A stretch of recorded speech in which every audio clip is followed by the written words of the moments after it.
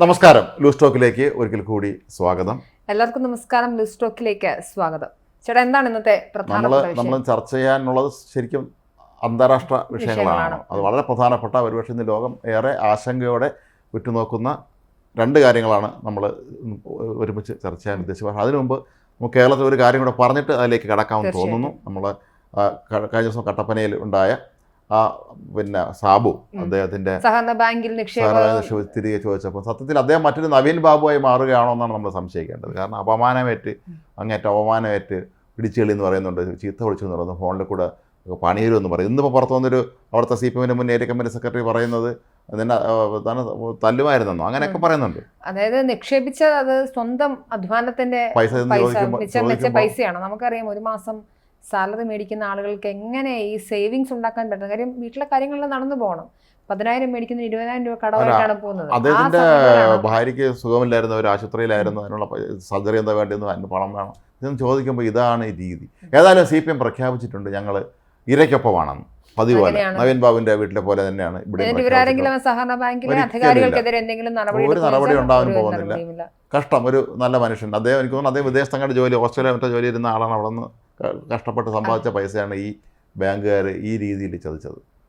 അപ്പോൾ ഏതായാലും ഇത്തരം സംഭവങ്ങൾ നമ്മുടെ നാട്ടിൽ സഹകരണ മേഖല തകർക്കുമെന്ന് മാത്രമേ ഞങ്ങൾക്ക് പറയാനുള്ളൂ. കാരണം ആളെ വിശ്വാസം നഷ്ടപ്പെട്ടു. എന്നാലും നമുക്ക് നമ്മുടെ വിഷയത്തിലേക്ക് കടക്കാം. അപ്പോൾ നമുക്ക് ആദ്യത്തെ പ്രശ്നം ജർമ്മനിയിൽ നിന്ന് തുടങ്ങേണ്ടതുണ്ട്. ജർമ്മനിയിൽ ഒരു വലിയ പ്രശ്നം ഉണ്ടായിരിക്കുന്നു. തലേൽ അൽ അബ്ദുൽ മൊഹസീൻ എന്ന് പറയുന്ന ഒരു മനഃശാസ്ത്രജ്ഞനാണ് ആൾക്കൂട്ടത്തിലേക്ക് ഡോക്ടറാണ്. അതെ, കാറടിച്ച് കയറ്റിയിരിക്കുന്നു. എന്താണ് പ്രശ്നങ്ങൾ എന്ന് നമുക്ക് മനസ്സിലാവുന്നുണ്ടോ? എനിക്കൊന്ന് വിശദമായ വിവരങ്ങളൊക്കെ വന്നിട്ടുണ്ട്.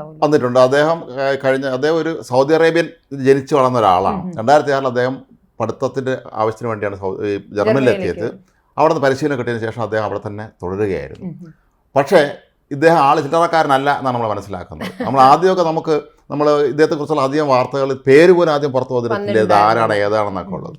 പിന്നെയാണ് ഇദ്ദേഹത്തെക്കുറിച്ചുള്ള കൂടുതൽ വിശദാംശങ്ങൾ പുറത്തു. അതായത് കാർ അപകടത്തെ കുറിച്ച് എന്തായാലും പറഞ്ഞല്ലോ, 2 പേരാണ് ഇതുവരെ മരണപ്പെട്ടെന്നാണ് റിപ്പോർട്ടുകൾ. 11 പേരെങ്കിലും മരിച്ചിട്ടാന്ന് പറയുന്നു. 22 പേർക്ക് എന്തായാലും അപകടം വന്നിട്ടുണ്ട്. ചിലരുടെ അവസ്ഥ ഗുരുതരമാണ്.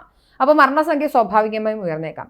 2006 സൗദിയിൽ നിന്നും വന്ന ഇയാൾ ശരിക്കും പറഞ്ഞു കഴിഞ്ഞാൽ മൈഗ്രേഷനെതിരായിരുന്നു, കുടിയേറ്റങ്ങൾക്കെതിരായ ഒരു തീവ്ര ആന്റി മൈഗ്രേഷൻ പോളിസി ഉള്ള ഒരു വ്യക്തിയാണ്.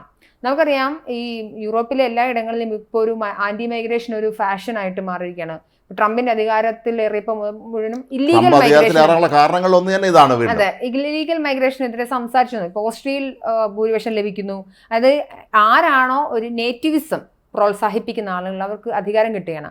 പക്ഷേ ഇതിനകത്ത് ഈ വിഷയത്തിനകത്ത് പ്രസക്തമായ ജർമ്മനി തന്നെ നിയോ നാസികൾ എന്ന് പറഞ്ഞ ഒരു വിഭാഗക്കാരുണ്ട്. ഇതിനെതിരെ പ്രശ്നം, ഈ മറ്റുള്ള രാജ്യക്കാർ അവിടെ ജോലി ചെയ്യുന്നതിനെതിരെയൊക്കെ പ്രതിഷേധിക്കുന്ന ചെറുപ്പക്കാരെ അവരാണ് പലരും ആക്രമിക്കാറൊക്കെ ഉണ്ട് നിയോ നാസികൾ. ഇതിനകത്തൊരു അടിസ്ഥാന പ്രശ്നം എന്താ വെച്ചാൽ, അല്ലെങ്കിൽ രസകരമായ ഒരു ഫാക്ടർ എന്താണെന്ന് വെച്ചാൽ, ഈ മൊഹസിൻ എന്ന് പറഞ്ഞ വ്യക്തി അയാൾ ഒരു മൈഗ്രന്റ് ആണ്. അയാൾ ഇല്ലീഗൽ മൈഗ്രന്റ് ഒന്നുമല്ല, ജർമ്മനിയിൽ വന്ന് അവിടുത്തെ പൗരനാണ്. ഇയാൾ അവിടെ ചെയ്തിരുന്ന ഒരു കാര്യം, പല ആളുകളെയും സൗദിയിൽ നിന്നും ഇങ്ങോട്ടേക്ക് കടത്താനായിട്ട് അല്ലെങ്കിൽ കൊണ്ടുവരാൻ വേണ്ടി ശ്രമിച്ചിരുന്നു. കാരണം എനിക്കൊന്ന് ഇയാൾ ഒരു നാസ്തികൻ കൂടിയാണെന്നുള്ള വാർത്തകളാണ്. നമ്മുടെ ആളല്ല, മതത്തിലും ദൈവത്തിലും വിശ്വസിക്കുന്നില്ല എന്ന് പറയുമ്പോൾ നമ്മുടെ അത് രസകരമായ കാര്യമാണ്. ഞാനൊരു നാസ്തികയാണ്. നാസ്തികനായി എന്ന് പറഞ്ഞാൽ ദൈവത്തിലും മതത്തിലും വിശ്വസിക്കുന്നില്ല എന്നുള്ളൂ. അയാൾ ദൈവത്തിലും മതത്തിലും വിശ്വസിക്കുന്നില്ല. ഞാൻ പക്ഷെ ആരെയും കാറടിച്ചു കൊല്ലാന്നും പോലെ ചേട്ടാ. എന്തായാലും അങ്ങനെ ഒരു പ്രശ്നം വന്നിരിക്കുന്നു. അദ്ദേഹം ഓൾട്ടർനേറ്റീവ് ഫോർ ജർമ്മനി എന്ന് പറഞ്ഞിട്ടുള്ള ഒരു പാർട്ടി തീവ്ര വലതുപക്ഷക്കാരാണ്. പ്രവർത്തകനായിരുന്നു. അദ്ദേഹത്തിന് സ്വന്തമായിട്ട് ഇത്തരം കാര്യങ്ങൾ പ്രൊപ്പഗേറ്റ് ചെയ്യാൻ വേണ്ടി ഒരു വെബ്സൈറ്റ് ഉണ്ടായിരുന്നു. അത് മാത്രമല്ല, ഈ മൊഹസിൻ എന്ന് പറഞ്ഞ വ്യക്തിക്കെതിരെ സൗദി അറേബ്യയിൽ കുറേയധികം കേസുകൾ ഉണ്ടായിരുന്നു.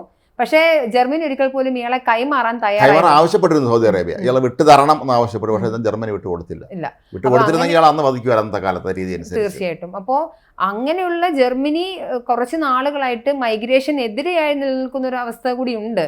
അപ്പം ഇയാൾ എന്തിനാണ് ഇപ്പോൾ ഞാൻ പറയുന്നത്, എനിക്ക് എൻ്റെ ഒപ്പീനിയൻ ചിലപ്പോൾ ഇതൊരു അറ്റൻഷൻ സീക്കിങ് തന്നെയായിരിക്കും. ഈ തീവ്രത, അതിപ്പോൾ മതതീവ്രത ആയിക്കൊള്ളട്ടെ, അതിപ്പോൾ ഏത് തരത്തിലെയും എക്സ്ട്രീമിസം, അത് നമുക്കൊരിക്കലും അംഗീകരിക്കാൻ പറ്റില്ല. അപ്പോൾ ജർമ്മനിയുടെ ഏതെങ്കിലും തരത്തിലുള്ള പോളിസികളോടുള്ള എതിർപ്പുകൾ കൊണ്ട് തന്നെയാണ് അദ്ദേഹം അത് ചെയ്തതെന്നാണ് മനസ്സിലാക്കുന്നത്. പക്ഷേ ഇസ്ലാം മതം ഉപേക്ഷിച്ച ഒരു വ്യക്തിയാണ് അയാൾ. ഇസ്ലാം മതം ഉപേക്ഷിച്ച് ഇയാൾ ജർമ്മനിയിലേക്ക് എത്തുകയും അവിടെയുള്ള ആന്റി മൈഗ്രേഷൻ പാർട്ടികൾ സജീവ പ്രവർത്തനാവുകയും അവിടെയുള്ള ആളുകൾക്ക്, അതായത് മൈഗ്രേഷനെതിരെ ഇയാൾ എന്തുകൊണ്ട് രക്ഷപ്പെട്ടെന്ന് പോലും ഇയാൾ മനസ്സിലാക്കുന്നില്ല.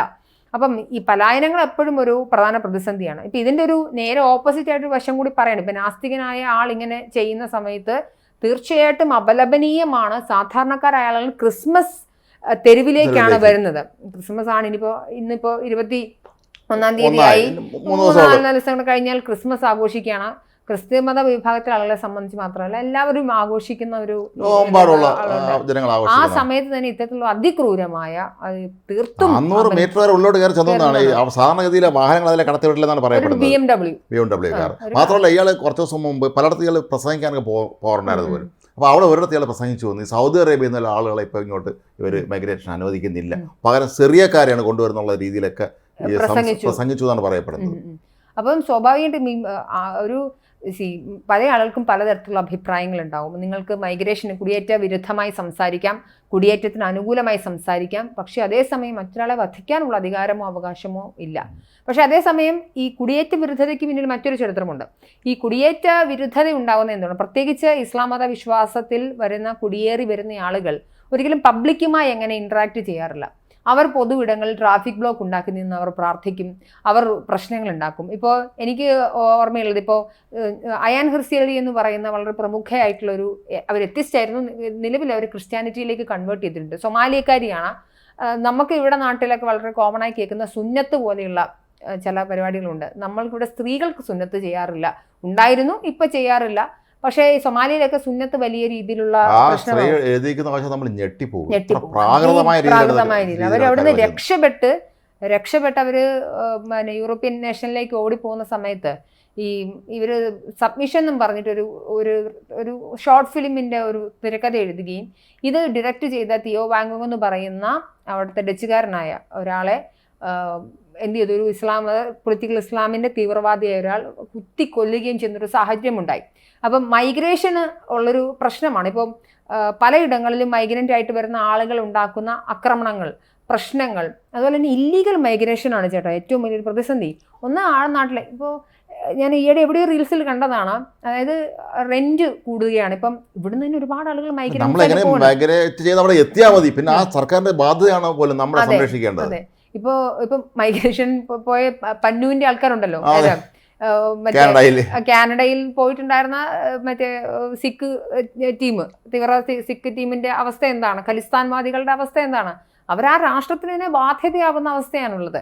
അതുപോലെ തന്നെ ഇന്ത്യയിൽ ഇപ്പം UK ചെന്ന് കഴിഞ്ഞാൽ പക്ക ഡൽഹിയും മാർക്കറ്റുകളും ചാല മാർക്കറ്റ് പോലെയൊക്കെയാണ്. നമ്മുടെ വർക്കല അതുപോലെ പിന്നെ മറ്റു ചില സ്ഥലങ്ങളിൽ ഒരുപാട് ആൾ താമസ സ്ഥലങ്ങളുണ്ട്, അവർ ഒരുമിച്ച് താമസിക്കുകയാണെന്നാണ് അവിടെ ഒരുപാട് സ്ഥലങ്ങൾ. എന്താ പ്രശ്നം വെച്ചാൽ ഇവിടെ നിന്ന് ചെല്ലുന്ന ആളുകൾ അവിടുത്തെ നിയമങ്ങൾ പാലിക്കുന്നില്ല എന്നൊരു പ്രധാനപ്പെട്ട കാര്യമുണ്ട്.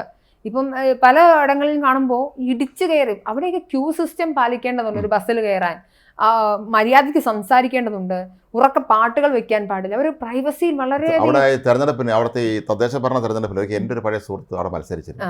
അദ്ദേഹത്തിന് അറിയില്ലായിരുന്നു ഇവിടുത്തെ പോലെ മൈക്ക് കിട്ടി അനൗൺസ് ചെയ്യാനൊക്കെ പുള്ളി തയ്യാറായി. അപ്പോൾ അപ്പോഴുള്ളവർ പറഞ്ഞ് ഇവിടെ ഈ പരിപാടി നടക്കില്ല, മൈക്ക് നമ്മളിവിടുത്തെ പോലെ ഈ വാഹനത്തിന്റെ തൊട്ട് പിന്നാലെ എന്ന് പറഞ്ഞാലൊന്നും പറ്റില്ല, മിണ്ടാതിരിക്കുക, പരമാവധി ആളുകൾ കണ്ട് വോട്ട് വെച്ച് അങ്ങനെ ചെയ്യുക, ഇന്റർനെറ്റ് വഴി ബന്ധപ്പെടുക. അതല്ലാതെ ഇവിടുത്തെ പോലെ ഈ ബഹളം വയ്ക്കാനൊന്നും ഒരിക്കലും അവിടെ അനുവദിക്കില്ല പാശ്ചാത്യ രാജ്യങ്ങളിലൊന്നും തന്നെ. അപ്പോൾ എന്തായാലും സംഭവിച്ചാൽ മൈഗ്രേഷനെതിരെ ഉള്ള ഒരു സ്വാഭാവികമായൊരു അവസ്ഥ ഈ പറയുന്ന യൂറോപ്യൻ രാഷ്ട്രങ്ങളിൽ എല്ലായിടത്തും ഉണ്ട്. കാരണം അവരെ സംബന്ധിച്ചുള്ള അവർ മടുത്തിരിക്കുന്ന ഒരവസ്ഥ കൂടിയാണ്. കാര്യം ലോക്കൽസ്, നേറ്റീവ്സിനെ സംബന്ധിച്ചിടത്തോളം ഗവൺമെന്റുകൾക്ക് ഇവരെ കൊണ്ടു നടക്കുന്ന അധിക ബാധ്യത. അതുപോലെ തന്നെ നമ്മൾ അറിയേണ്ട ഒരു പ്രധാനപ്പെട്ട കാര്യം തൊഴിൽ ക്ഷാമം. കാര്യം ഇവിടെയുള്ള ആളുകൾ വളരെ തുച്ഛമായ തുകയ്ക്കാണെങ്കിലും അവിടെ പണിയെടുത്തോളും എന്നൊരവസ്ഥയുണ്ട്. അവർക്ക് തൊഴിലില്ലാത്ത വരുന്ന അവസ്ഥ, ഇവരെ കൾച്ചറിനെ മാനിക്കാത്ത അവസ്ഥ, ഇവർ മാത്രം ലോക്കലി ഇവർ ഗ്രൂപ്പുകളാവുകയും ഈ നേറ്റീവ്സിനെതിരെ തിരിയുന്ന അവസ്ഥയുണ്ടെന്നൊക്കെ ആരോപിക്കപ്പെടുന്നുണ്ട്. പക്ഷേ ലോകത്തിൽ എല്ലാ ഘട്ടങ്ങളിലും നമ്മൾ മനസ്സിലാക്കേണ്ട സാധനം ആഗോളവൽക്കരണവും മൈഗ്രേഷനുകളും ഇല്ലായിരുന്നെങ്കിൽ ലോകം ഇന്ന രീതിയിൽ കെട്ടിപ്പടുക്കുമായിരുന്നില്ല. മനുഷ്യന്റെ എന്താണ് അവന്റെ ഈ പലായനം എന്ന് പറയുന്നത്, അത് അവന്റെ ഒരു ഡെവലപ്മെന്റിന്റെ കൂടെ ഭാഗമാണ്. ശരിക്കും പറഞ്ഞാൽ അതൊരു നിഷേധിക്കാനാത്ത കാര്യം തന്നെയാണ്. നമ്മളെല്ലാവരും എന്നും പണ്ടത്തെ കാലത്ത് ഒരുമിച്ച് സ്ഥലത്ത് തന്നെ താമസിക്കൊന്നും സംഭവിക്കില്ലായിരുന്നല്ലോ. നമ്മൾ പറഞ്ഞ സാധനം we all are from Africa എന്ന് പറയും. നമ്മൾ എവിടുന്ന് വന്നു, നമ്മളെല്ലായിടത്തും വന്ന ഒരേ സ്പീഷീസിൽ നിന്ന് വന്ന ആളുകൾ, ഒരേ ഭൂഖണ്ഡത്തിൽ നിന്ന് വന്ന് പല ഭൂഖണ്ഡങ്ങളിലായി മാറിപ്പോയ മനുഷ്യരാണ്. അവരെ സംബന്ധിച്ച് പലായനങ്ങൾ വേണ്ട എന്ന് പറയുന്നത് ശരിയല്ല.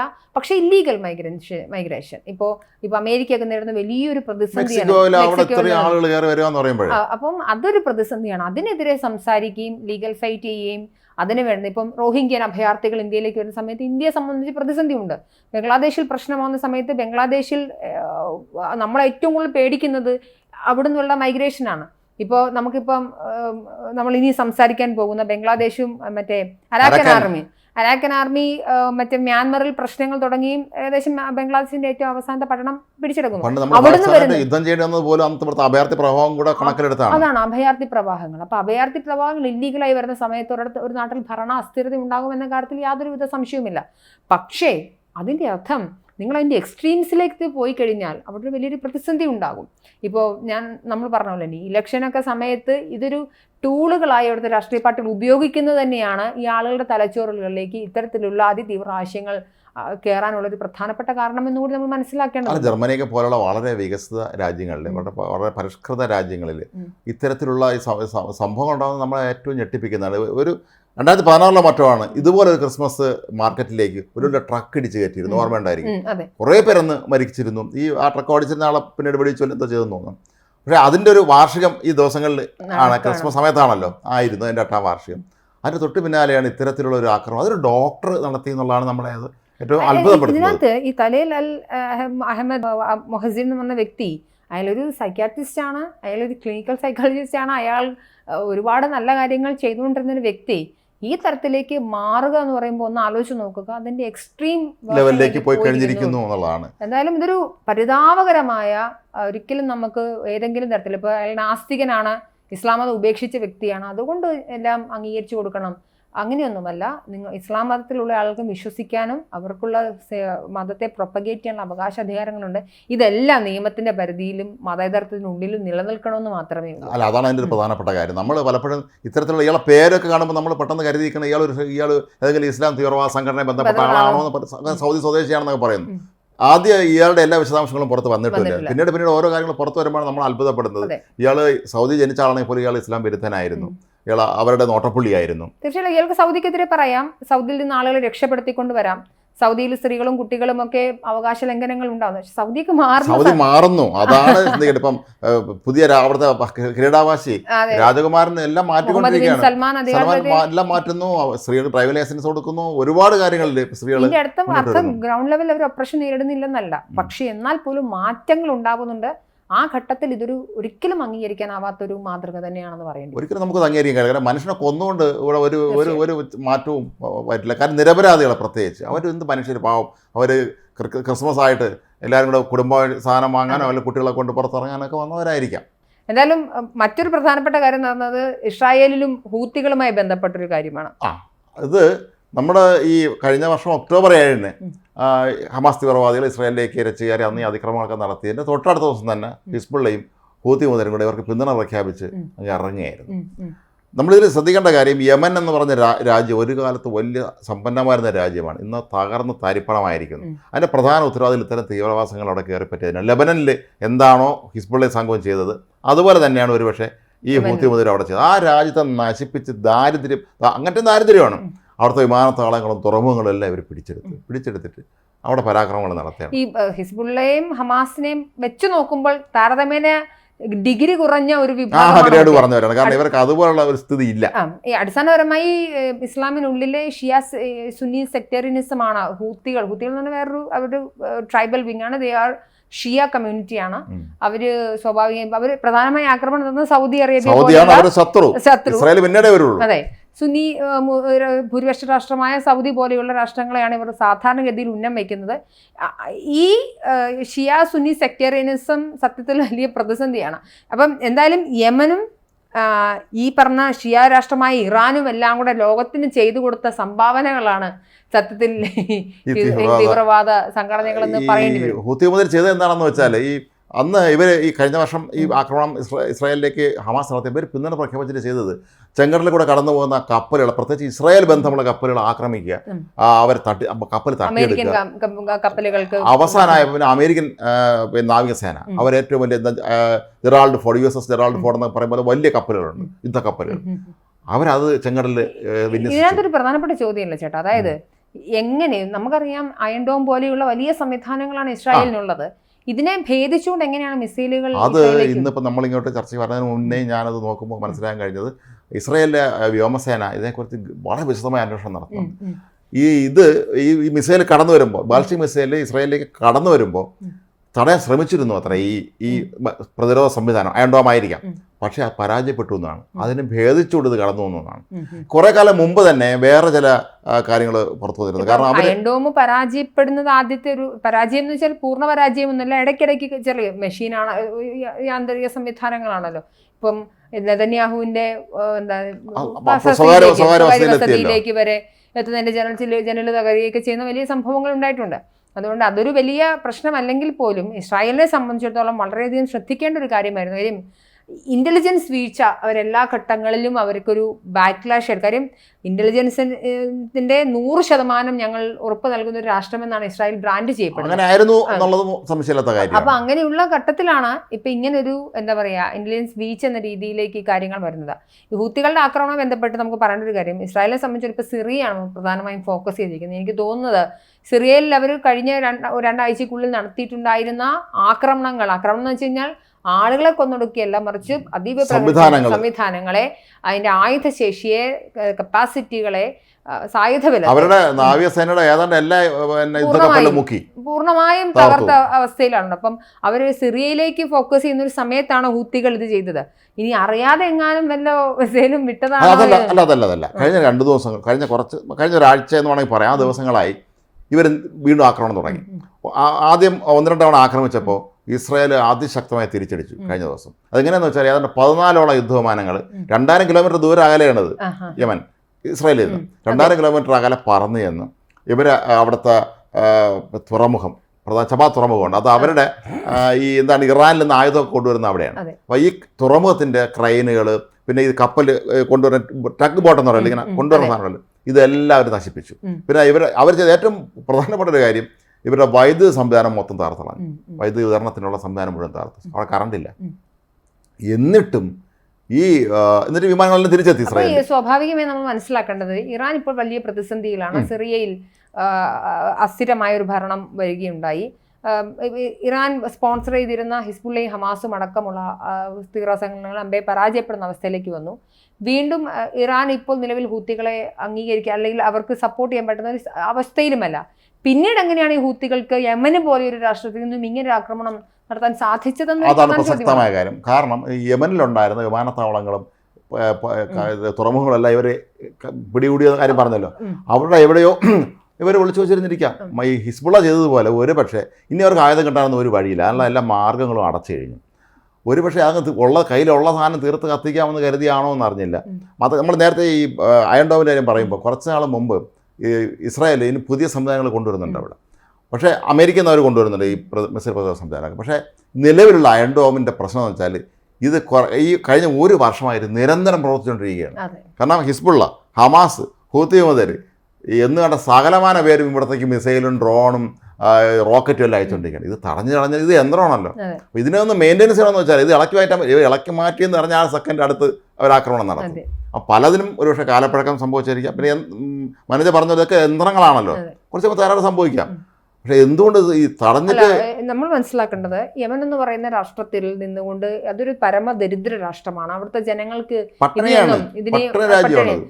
അവിടുത്തെ ജനങ്ങൾക്കൊന്നും ഇത്തരത്തിലുള്ള തീവ്രവാദ പ്രവർത്തനങ്ങളെ സ്പോൺസർ ചെയ്യാനോ അല്ലെങ്കിൽ അതിന് എന്തെങ്കിലും തരത്തിലുള്ള വിഭവം ഒരുക്കാനോ പറ്റുന്നൊരു ശേഷിയില്ല.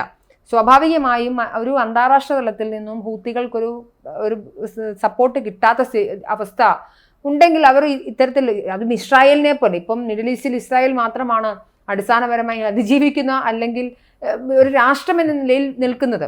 ലോകത്ത് ഒരു രാജ്യവും ഇങ്ങനെ കാണില്ല. ലോകത്ത് 4 വഴിക്കും ശത്രുക്കൾ ഒരു രാഷ്ട്രത്തെ സംബന്ധിച്ചിടത്തോളം. അപ്പോൾ സ്വാഭാവികമായും ഇസ്രായേൽ മാത്രമാണ് ഞാൻ രാഷ്ട്രം എന്ന നിലയിൽ പറയുന്നതിന് ഒരു പ്രധാനപ്പെട്ട പോയിന്റ്. ഇസ്രായേലിനെ സംബന്ധിച്ചിടത്തോളം അവിടെ ഒരു ഭരണ നേതൃത്വമുണ്ട്, തെരഞ്ഞെടുപ്പ് നടത്തി വന്ന അധികാരത്തിൽ ഒരു ഭരണകൂടമാണ്, അവിടെ പ്രതിപക്ഷമുണ്ട്, അവിടെ വിഭവങ്ങളുണ്ട്, ആളുകൾക്ക് സുരക്ഷയൊരുക്കുന്നുണ്ട്, വിദ്യാഭ്യാസ അല്ലെങ്കിൽ സാമൂഹിക ക്രമീകരണങ്ങളെല്ലാം തന്നെ ഡെയിലി റുട്ടീനിൽ ചാക്രികമായി അവിടെ നടന്നുകൊണ്ടിരിക്കുകയും ചെയ്യുന്ന അവസ്ഥയുണ്ട്. പക്ഷെ മറ്റുള്ള ഇടങ്ങളിലേക്ക് നോക്കൂ. നമ്മൾ ഇന്നാൾ പറഞ്ഞതുപോലെ തന്നെ അവിടുത്തെ കുട്ടികൾ പഠിക്കാൻ പോകുന്നുണ്ടോ, അവർക്ക് വീടുണ്ടോ, ഭക്ഷണമുണ്ടോ, പലായനങ്ങളും പ്രശ്നങ്ങളും ബഹളങ്ങളുമാണ് ജീവിക്കുന്നു. ഇങ്ങനെയുള്ള ഒരുപാട് പ്രതിസന്ധികളിലൂടെയാണ് ഇസ്രായേൽ ഇതര മിഡിൽ ഈസ്റ്റേൺ കൺട്രികളെല്ലാം തന്നെ ഒരുമാതിരിപ്പെട്ട കൺട്രികളെല്ലാം തന്നെ പോകുന്നത്. സത്യത്തിൽ ഷിയ ഇസ്ലാമിക തീവ്രവാദത്തിന്റെ ഒരു എൻഡ് എന്ന രീതിയിലേക്ക് 2025 കൂടി പൂർണ്ണമായും നമുക്ക് എത്താൻ സാധിക്കും തോന്നുന്നു. ഇപ്പൊ കഴിഞ്ഞ ദിവസം അതുകൂടി ചേർത്ത് പറയേണ്ടതുണ്ട്. കഴിഞ്ഞ ദിവസം ഇറാനിൽ ഈ പർദ്ദ ധരിക്കുന്നത് നിർബന്ധമാക്കിയിട്ടുണ്ടായിരുന്നു. 15 വർഷമാണ് സ്ത്രീകൾക്ക് തടവ്, പർദ്ദ എങ്ങാനും മാറിപ്പോയാൽ, തലമുടി കണ്ടുപോയാൽ. ആ രാഷ്ട്രത്തിൽ ഒരു താൽക്കാലികമായി ഇളവ് കൊടുത്തിരിക്കുകയാണ്. പർദ്ദ ധരിച്ചില്ലെങ്കിലും ശിക്ഷ കൊടുക്കുന്നില്ല എന്ന തീരുമാനത്തിലേക്ക് ഖൊമേനി വന്നു. ഖൊമേനിയുടെ ഒരു വലിയ പ്രസ്താവന കൂടി എന്ന് വന്നു, പുഷ്പങ്ങൾ പോലെയാണ് സ്ത്രീകൾ എന്ന് പറഞ്ഞിട്ടുണ്ട്.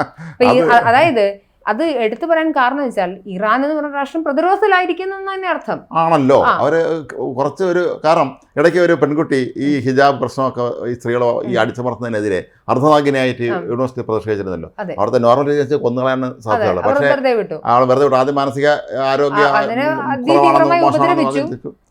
പിന്നീട് വെറുതെ വിട്ടു. അത് ഒരുപാട് സ്ത്രീകൾ പുറത്തു വരികയൊക്കെ ചെയ്ത സമയത്ത് ഞാൻ പറയുന്നത് അവരുടെ ഒരു നിർബന്ധ ബുദ്ധി ഉണ്ടല്ലോ. ഇറാനെ പോലെ അടക്കമുള്ള രാഷ്ട്രങ്ങളിൽ ഒരു നിർബന്ധ ബുദ്ധിയുണ്ട്. എല്ലാ കാര്യങ്ങളിലും പിടിവാശി, തൊട്ടതൊക്കെ ഞങ്ങളുടേതെന്ന് പറയുന്ന രീതിയിലുള്ള അവരുടെ പിടിവാശിയിൽ അവർ അയവ് വരുത്തിയിരിക്കുന്നു. അത് യുദ്ധം കൊണ്ട് മാത്രമല്ല, അടിസ്ഥാനപരമായി ലോകരാഷ്ട്രങ്ങളിൽ നിന്നെല്ലാം ഇവർ മുന്നോട്ട് വെച്ച് ഇപ്പം ഇസ്രായേലിനോട് എല്ലാ രാഷ്ട്രങ്ങൾക്കും ഇഷ്ടമൊന്നുമില്ല. ഇസ്രായേൽ ഒരു വേറൊരു രീതിയിൽ തന്നെ ജൂതന്മാരോടുള്ള വിരോധം കൊണ്ട് മാത്രമല്ല, ഇസ്രായേൽ ഒരു വൻപിച്ച ശക്തിയാവുന്ന സമയത്ത് സ്വാഭാവികമായും അവരുടെ എതിർപ്പ് വരിക. അതെ അതെ, അത് നമ്മുടെ MDയുടെ കഥാപാത്രം കാലത്തിലെ സേതുവിനെ പോലെയാണ്. സേതുവിന് എന്നും ഒരാളോട് ഇഷ്ടമായിരുന്നുള്ളൂ, അത് സേതുവിനോട് തന്നെ ആയിരുന്നു എന്നാണ്. ഇസ്രായേലിനെ സംബന്ധിച്ച് അവർക്ക് അങ്ങനെ ആരോട് പ്രത്യേകിച്ച് ഇഷ്ടമൊന്നുമില്ല, അവർ അവരുടെ കാര്യം നോക്കുന്നു. തീർച്ചയായിട്ടും ആ രീതിയിലാണ് എല്ലാ ഘട്ടങ്ങളിലും കാര്യങ്ങൾ പോകുന്നത്. അപ്പം ഇസ്രായേൽ ഇത്തരത്തിലുള്ള ഷിയ സെക്ടറൻസിൽ വരുന്ന എല്ലായിടങ്ങളിലും അയവുകൾ വരുന്നുണ്ട്. അവർ ഫ്യൂവൽ ഇന്ധനം നിറച്ചുകൊണ്ടിരുന്ന ഹിസ്ബുള്ളയും ഹമാസും തീർന്നതോടുകൂടി ഇറാൻ പറഞ്ഞിരുന്നു. ഇപ്പൊ ഖൊമേനി അടക്കമുള്ള ആളുകൾ, സ്ത്രീകൾ, അതെ അവർ പറഞ്ഞത് സെയിം എന്ത് തന്നെ. പണ്ട് അവര് ചാക്കിൽ കെട്ടി പൊതഞ്ഞുകൊണ്ട് നടക്കാൻ പറയുന്നു, ഇപ്പൊ അവർ കുറച്ചുകൂടി പുഷ്പങ്ങളാക്കി ഒബ്ജക്ടിഫൈ ചെയ്യാന്നുള്ളത് തന്നെയാണ്. പുതിയ പ്രസിഡന്റ് പെഷസ്കിയാൻ ഉണ്ടല്ലോ, അയാൾ കുറച്ച് പുരോഗമന ചിന്താധികാരനാണ്. പക്ഷെ അയാൾക്കൊന്നും ചെയ്യാൻ കഴിയില്ല, കാരണം അവിടെ അധികാരമുള്ളത് മറ്റേ മതനേതാവിന് തന്നെയാണ്, ഖൊമേനിക്ക് തന്നെയാണ്. പക്ഷേ അയാളെ സംബന്ധിച്ച് അയാൾ കുറച്ചൊരു പാശ്ചാത്യ നിലപാടുകളൊക്കെ ഉള്ള ഈ ആദ്യം അന്ന് ഹമാസിന്റെ നേതാക്കളെ കൊല്ലുന്ന സമയത്ത് ഇദ്ദേഹം പറഞ്ഞ്, ഹനിയെ കൊല്ലുന്ന സമയത്ത് മതനേതാവ് പറഞ്ഞ് നാളെ തന്നെ നമുക്ക് ഇസ്രായേലിൻ്റെ യുദ്ധം ആരംഭിക്കണമെന്ന്. അപ്പോൾ ഈ പെഷസ്കിയാൻ അദ്ദേഹം ചെന്ന് കണ്ട് പറഞ്ഞ്, ഇങ്ങനെ പരസ്യം പറയരുത്, ഇത് അബദ്ധമാണ്, നമ്മൾ ഇസ്രായേലിൻ്റെ യുദ്ധം ചെയ്യാൻ പോകുകയാണെങ്കിൽ സംഗതി പണി പാടും.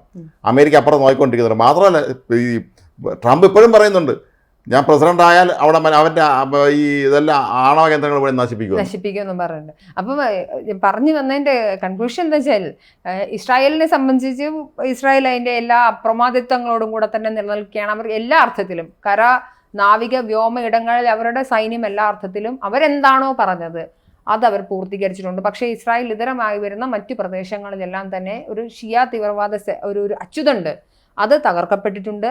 അതേ സമയത്ത് തന്നെയാണ് ഈ ഹൂത്തികൾ അവര് അനാവശ്യമായി എന്നാൽ ചാകാൻ പോവുകയല്ലേ വടി കൊടുത്ത് അടി വാങ്ങിക്കാൻ നമ്മൾ പറയില്ലേ, കറക്റ്റാണ്. കാരണം ഈ തീർച്ചയായിട്ടും മറുപടി ഉണ്ടാകും. ഹൂതികളെക്കാൾ എത്രയോ ശക്തിയുള്ള ഹമാസും ഹിസ്ബുള്ളയും തോറ്റ് തുന്നമ്പാടി കീഴടങ്ങി കഴിഞ്ഞു. അപ്പോൾ ഇവർ ഈ അവസാന നിമിഷം ഇത് എനിക്ക് തോന്നുന്നത് സ്വയം ചാവേറാകാൻ വേണ്ടി ഇറങ്ങി പുറപ്പെട്ടോണം സംശയിക്കേണ്ടിരിക്കുന്നത്. പക്ഷേ അവിടെ സംഭവിക്കാൻ പോകുന്നത് ഇസ്രായേൽ വളരെ കൃത്യമായിട്ട് ഒരു ടാർഗറ്റുകൾ തന്നെയാണ് ആക്രമിക്കുന്നത്. അത് അല്ലാതെ ഒരു ആക്രമണം നടന്ന അവിടുത്തെ പാവപ്പെട്ട ഈ ജനങ്ങൾ, അവിടെ ഭക്ഷണം കഴിക്കാൻ പോലും കഴിയാത്ത ആളുകൾ കൊല്ലപ്പെടും. ഇതിനകത്തൊരു കാര്യം എന്താ വെച്ചാൽ, ഇസ്രായേൽ ഒരിക്കൽ പോലും ഹൂത്തികളെ ഒരു ഹമാസിനും ഹിസ്ബുള്ളയും പോലും ഒരു തീവ്രവാദ സംഘടനയെ പോലും പരിഗണിച്ചിട്ടില്ല. ആവശ്യമില്ല.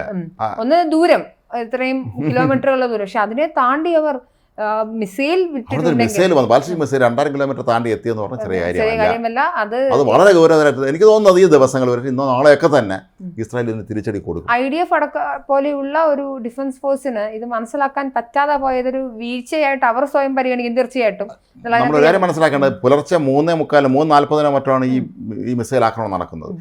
ഭാഗ്യത്തിന് ഇത് വന്ന് വീണത് ഒരു ഗ്രൗണ്ടിലായതുകൊണ്ട് നാട്ടുകാർക്ക് വലിയ കുഴപ്പം സംഭവിച്ചില്ല. ഈ പരുക്ക് പറ്റി എന്ന് പറയുന്നത് ഇതിന് തൊട്ടടുത്തുള്ള വലിയൊരു അപ്പാർട്ട്മെന്റ് ഉണ്ട്, അതിന്റെ ഈ ജനൽ ചില്ലുകളെല്ലാം പൊട്ടിച്ചേറി ഈ സ്ഫോടന ശക്തിയിൽ. അപ്പൊ അത് പലരും ദേഹത്ത് അറിഞ്ഞേറി. പിന്നെ ഈ പരുക്ക് സംഭവിച്ചു. പിന്നെ എല്ലാവരും കൂടെ ഈ അപ്പാർട്ട്മെന്റിൽ നിന്ന് കൂട്ടത്തോടെ ഇറങ്ങി ഓടുകയാണ്, ബോംബ് സുരക്ഷിത ബങ്കറുകൾ തേടി ഓടുകയായിരിക്കാം. അപ്പോൾ ആ ഒരു തിക്കിലും തിരക്കിലും പെട്ട പലർക്കും പരുക്ക് പറ്റി. കൊച്ചുകുട്ടി 3 വയസ്സപ്പുറമുള്ള കുട്ടിക്കൊക്കെ ഗുരുതരമായി പരുക്കേറ്റിട്ടുണ്ടെന്ന് പറയുന്നുണ്ട്. അപ്പോൾ ശരിക്കും ഈ മിസൈൽ വന്ന് ഈ അപ്പാർട്ട്മെന്റിന്റെ മുകളിലോ മറ്റോ വീട് നിങ്ങളുടെ അവസ്ഥ നമ്മളൊന്ന് ആലോചിച്ചു. അതാണുള്ള വ്യത്യാസം ഇസ്രായേലിനെ സംബന്ധിച്ച്. ഹ്യൂമൻ കാഷ്വാലിറ്റീസ് ഉണ്ടായാലും അവരെ സംബന്ധിച്ച് ജൂതന്മാർ 10 ചത്തോട്ടെ എന്ന മൈൻഡുമായിട്ടാണ് ഇവർ നിലനിൽക്കുന്നത്. എന്തായാലും സിറിയ കൂടി വീണതോടുകൂടി ഖൊമേനിയുടെ ഭയങ്കര ഒരു അഹങ്കാരമായിരുന്നു ഷിയ ഒരു അച്ചുതണ്ട് രൂപീകരിക്കുക എന്നുള്ളത്. അതിന് വന്ന കനത്ത കൊടുക്കേണ്ടി വന്ന വില അത് ചെറുതല്ല. പക്ഷെ അതിൽ അടിസ്ഥാനപരമായി വീണുപോയത് സാധാരണക്കാരായ ജനങ്ങളാണ്. എന്തായാലും IF സംബന്ധിച്ചിടത്തോളം അവർ നോക്കി നിൽക്കില്ല. ഹൂത്തികൾക്കെതിരെ എന്തായാലും ഇത് എവിടെ നിന്നാണ് ഈ സോഴ്സ്? കാര്യം ഇസ്രായേലിൽ എപ്പോഴും ചെയ്തിരുന്നത് ഈ സോഴ്സിങ് നിർത്തുക എന്നുള്ളതാണ്, സ്രോതസ്സുകൾ അടയ്ക്കുക എന്നുള്ളതാണ്. ഇവരെ സംബന്ധിച്ച് പണം, ആയുധം, ആൾബലം, അവർക്കുണ്ടാവുന്ന മറ്റു വിഭവങ്ങളെ അവർ നിർത്തിക്കൊണ്ട് മാത്രമേ ഹിസ്ബുള്ളെ, ഹമാസിനെ, ഹൂത്തികളെ ഒതുക്കാൻ സാധിക്കുന്നവർക്ക് കൃത്യം. അത് ആ മോഡസ് ഓപ്പറാൻഡി തന്നെയാണ് ഇസ്രായേൽ എടുത്തിരുന്നത്. എന്തായാലും ഹൂത്തികളുടെ ആക്രമണം ഇസ്രായേലിന് തൊട്ടിട്ടുണ്ട്. ഇസ്രായേലിനെ അങ്ങനെ തൊടാനൊന്നും പെട്ടെന്ന് പറ്റുന്നില്ല, അവരെ തൊട്ടിട്ടുണ്ട്. അതാണ്, ആ തൊട്ടാൽ അവർ വെറുതെ വിടുന്നതുമല്ല. കാരണം ഈ മറ്റു രണ്ടുപേരെ അപേക്ഷിച്ച് നിസ്സാരന്മാരായ ഇവർക്ക് ഇത്രയും ദൂരത്തിൽ നിന്ന് ഒരു ബാലിസ്റ്റിക് മിസൈൽ അയക്കാൻ കഴിഞ്ഞെങ്കിൽ അപ്പോൾ അവരുടെ ആയുധങ്ങളുണ്ട് എന്നുള്ളത് മനസ്സിലായ ഒരവസ്ഥയാണ്. മാത്രമല്ല ഒരു പക്ഷേ അമേരിക്കയും ഇക്കാര്യത്തിൽ സജീവമായി ഇടപെടാൻ സാധ്യതയുണ്ട്. കാരണം കുറച്ച് ദിവസം കൂടി ഉള്ളൂ. മാത്രമല്ല അമേരിക്കൻ നാവികസേന അവിടെ ഉണ്ട്, ചെങ്കടലിലുണ്ട്, അവർ വലിയ യുദ്ധക്കപ്പലുകളൊക്കെ ഉണ്ട്. അവർക്ക് നിസ്സാരമായി ഇവർ തറക്കാവുന്നുള്ളതേ ഉള്ളൂ. കാരണം ഇവർ കാണിച്ച അത്രയും അതിക്രമങ്ങളാണ് ഈ ഹൂത്തി പോകുന്നവർ കാണിച്ചത്. പക്ഷെ എന്നിട്ടും ഈ അവസാനം ഈ എല്ലാവരും വീഴുന്ന സമയത്തും ഈ ഒരുപക്ഷെ കയ്യിലിരിക്കുന്ന ആയുധങ്ങൾ മുഴുവൻ അങ്ങ് തീർത്തേക്കാൻ ചിലപ്പോൾ കരുതിയിരിക്കും. അങ്ങനെ സംഭവം ഉണ്ടല്ലോ. ഇതിവിടെ ഇരുന്നിട്ട് കാര്യമില്ല, എന്നാൽ പിന്നെ എടുത്ത് ഇസ്രായേലിന് നേരെ പ്രയോഗിക്കാം എന്ന് ഒരുപക്ഷെ ചിന്തിച്ച് കാണുമായിരിക്കും. കാരണം അവർക്ക് ഇനി ആയുധം ഒരിക്കലും കിട്ടില്ല. അവരെ തുറമുഖമെല്ലാം പിന്നെ ഇസ്രായേൽ തീർത്ത് കഴിഞ്ഞു. അപ്പോൾ ഈ ദിവസങ്ങളിൽ ഒരു പക്ഷേ ഇത് എവിടെ നിന്നാണ് ഈ മിസൈൽ വന്നതെന്നുള്ള കൃത്യമായി കണ്ടുപിടിക്കാനൊക്കെ ഉള്ള എല്ലാ സംവിധാനങ്ങളും ഇസ്രായേലിനുണ്ട്. അത് ഏത് ഭാഗത്തു നിന്നാണോ വന്നത് അടുത്ത ആക്രമണം അവിടെ ആയിരിക്കും. ഞാൻ എന്തായാലും കൺക്ലൂസീവ് എവിഡൻസസ് എന്ന് പറയില്ല, എൻ്റെ അടിസ്ഥാനത്തിൽ മനസ്സിലാവുന്നത് തന്നെ പൊളിറ്റിക്കൽ ഇസ്ലാം കൊണ്ട് യാതൊരുവിധ സമാധാനവും ലോകത്തിന് കിട്ടില്ല. അത് ജർമ്മനിയിലായാലും ശരി, അത് ഫ്രാൻസിലായാലും ശരി, അത് ഹിസ്ബുള്ള ആയാലും, അത് ഇറാനിലായാലും ശരി, അത് ഇസ്രായേലിനായാലും ശരി, അതൊരു വലിയ തരത്തിലുള്ളൊരു വിഷം പോലെയാണ്. അത് മനുഷ്യർക്ക് സമാധാനം കൊടുക്കുന്ന ഒന്നല്ല. കാര്യം വെറുപ്പ് മാത്രം വമിപ്പിക്കുന്ന ഏതൊരു ആശയവും ചേട്ടാ. ഏറ്റവും വലിയ ഉദാഹരണമാണ് ഇറാൻ എന്ന രാജ്യം. 1979 വരെ അത് ഇറാനിലെ ഷാ ഭരണകൂടം ഉണ്ടായിരുന്ന കാലത്ത് വളരെ പുരോഗമനപരമായി ജീവിച്ചിരുന്ന, വളരെ ഫാഷണബിളായി, അതല്ലെങ്കിൽ വളരെ ഏറ്റവും നല്ല സിനിമകളുണ്ടായിരുന്ന അങ്ങനെയുള്ള ഒരു മനോഹരമായ ഒരു രാജ്യത്തെ ഇത്തരത്തിലുള്ള ഒരു വെറും ഭീകരാവസ്ഥയിലേക്ക് കൊണ്ടുവന്ന് എത്തിച്ചത് പിന്നീട് വന്ന മതഭരണകൂടം തന്നെയാണ്. അപ്പോൾ അത് വനിത പറഞ്ഞതുപോലെ ഈ പൊളിറ്റിക്കൽ ഇസ്ലാം കൊണ്ട് ഒന്നും സംഭവിക്കാൻ പോകുന്നില്ല, കുഴപ്പങ്ങളല്ലാതെ. ഈ രാജ്യങ്ങളിലേക്ക് ജനങ്ങൾ സ്വസ്ഥമായിട്ട് അവരവരുടെ ജോലി ചെയ്ത് ജീവിച്ചു പോകുമായിരുന്ന ജനങ്ങളെ മുഴുവൻ കൊണ്ട് കൊലയ്ക്ക് കൊടുത്തിട്ട് അസ്ഥിരമായ ഭരണം ഇല്ലെന്ന് പറയാവുന്ന അവസ്ഥയാണ്. ഈ ഹൂത്തി മുതലുള്ള നേതാവായിരുന്നൊരു പറയാൻ പാടില്ലാത്ത അവസ്ഥ. മറ്റൊക്കെ നമ്മൾ കാര്യം കൂടെ ചേർത്ത് പറയേണ്ടത് ബംഗ്ലാദേശിൽ സംഭവിക്കുന്ന ഒരു കാര്യം കൂടെ പറയാതെ പോകാൻ പറ്റില്ല. ബംഗ്ലാദേശിന്റെ മ്യാൻമറിന് ബോർഡറിൽ വരുന്ന അരാക്കൻ ആർമി, അവര് റാഖൈൻ ജനവിഭാഗമാണ്, അവരുടെ സ്വയംഭരണമാണ് ലക്ഷ്യമായിക്കൊണ്ടുന്ന അരാക്കൻ ആർമി ബംഗ്ലാദേശിന്റെ ഏറ്റവും അവസാനത്തെ ജില്ലകളൊക്കെ പിടിച്ചെടുത്ത് ഒരു 270 കിലോമീറ്റർ പിടിച്ചെടുത്ത് ഇങ്ങോട്ട് വരുന്ന ഒരു കാഴ്ച കാണുന്നുണ്ട്. അരാക്കൻ ആർമി എന്ന് പറഞ്ഞാൽ യാതൊരു തരത്തിലുള്ള മനുഷ്യത്വം അടുത്തുള്ള പോലും പോയിട്ടില്ലാത്ത ഒരു വിഭാഗമാണ്.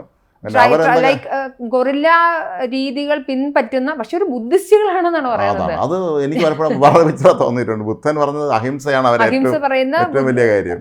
ഇതിനകത്തൊരു കോൺട്രഡിക്ഷൻ ഉണ്ട്. അപ്പൊ എന്തായാലും പക്ഷെ അതേ സമയം തന്നെ അതിഭീകരമായ ഗതികെട്ട അവസ്ഥയിലാണ് ബംഗ്ലാദേശ് ഉള്ളത്. ബംഗ്ലാദേശ് ഇന്ത്യയോട് അരി ആവശ്യപ്പെട്ടിരിക്കുന്നു. അതെ അതെ, ഷെയ്ഖ് ഹസീനെ വിട്ടിരണം ആവശ്യപ്പെട്ട് വിട്ടുതരില്ല എന്ന് പറഞ്ഞ സ്ഥിതിക്ക് ഇനി അത്ര ദരിദ്രാവസ്ഥയിലാണ്. അതാണ് ഞാൻ പറഞ്ഞത്, അസ്ഥിരമായ ഭരണകൂടങ്ങളെ ഉണ്ടാക്കുക എന്നാണ് പൊളിറ്റിക്കൽ ഇസ്ലാം എപ്പോഴും ചെയ്യുന്നത്. അത് ഒരു തരത്തിലും അത് ആത്യന്തികമായി ബാധിക്കുക പാവപ്പെട്ട സാധാരണക്കാരനായ മനുഷ്യരെയാണ്.